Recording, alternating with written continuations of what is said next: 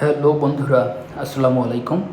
স্বাগত জানাচ্ছি আমার চ্যানেলে। হাজির হয়ে গেলাম আরেকটি নতুন ভিডিও নিয়ে।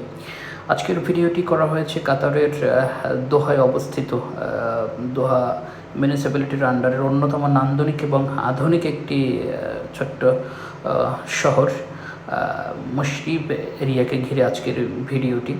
মশরিব শব্দটির এটি একটি আরবি শব্দ, যার আবিধানিক বাংলা অর্থ হচ্ছে পানির জায়গা, অর্থাৎ a place where drinking water.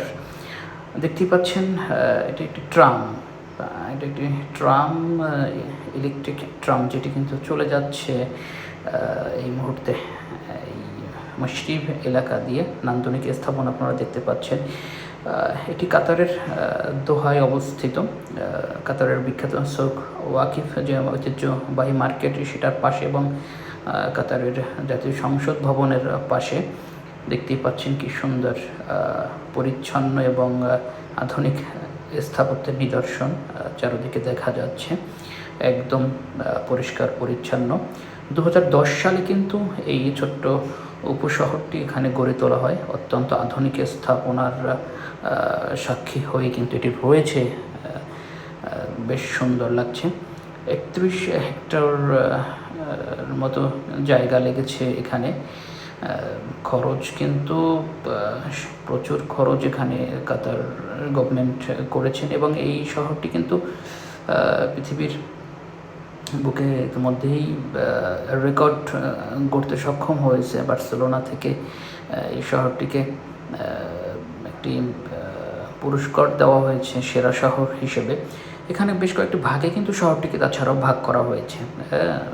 6টি ভাগে এই এরিয়াটিকে ভাগ করা হয়েছে। বিভিন্ন স্থাপনা রয়েছে, মিউজিয়াম রয়েছে, মসজিদ রয়েছে, ঈদের নামাজ আদায়ের জায়গা রয়েছে, বিজনেস সেন্টার রয়েছে, এখানটাতে স্কুল, আবাসিক হোটেল 5 তারকা, তারপরে উন্নত মানের রেস্টুরেন্ট রয়েছে।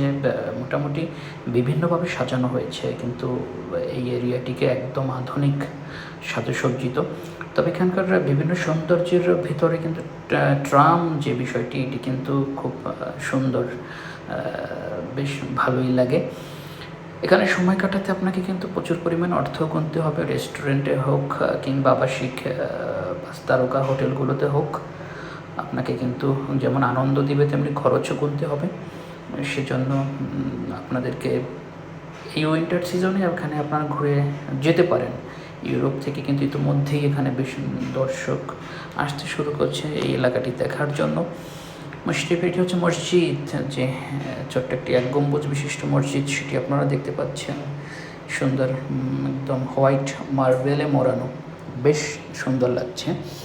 এটি হচ্ছে রাতের দৃশ্য, রাত্রিকালীন সৌন্দর্য এটি। মশরিব এরিয়া বেশ একদম শব্দদূষণ মুক্ত। এমনিতেও কাতারে দোহাতে তেমন শব্দদূষণ নেই বললেই চলে।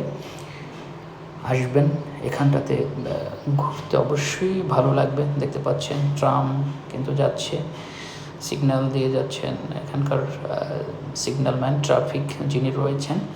কাতারের অন্যান্য ট্রাফিক সিগন্যালগুলোতে আপনি কিন্তু এরকমের ট্রাফিক সিগন্যাল ম্যান পাবেন না, শুধুমাত্র কিন্তু এখানটাতেই পাবেন। যেহেতু এটি একটি ছোট্ট এরিয়া, এখানটা একটু ঐতিহ্যগতভাবে সাজানো, সেজন্য একটু সব কিছু ডিফারেন্ট। এখানে কালচারটা একটু অন্য রকমের। বিশেষ করে অভিজাত কাতারি পরিবারের লোকজন কিন্তু এখানে ভিড় জমান আড্ডার জন্য, বিজনেসের জন্য, বিভিন্ন ব্র্যান্ডের শপিংয়ের জন্য। আপনাদের সবাইকে ধন্যবাদ জানাচ্ছি। আল্লাহ হাফেজ।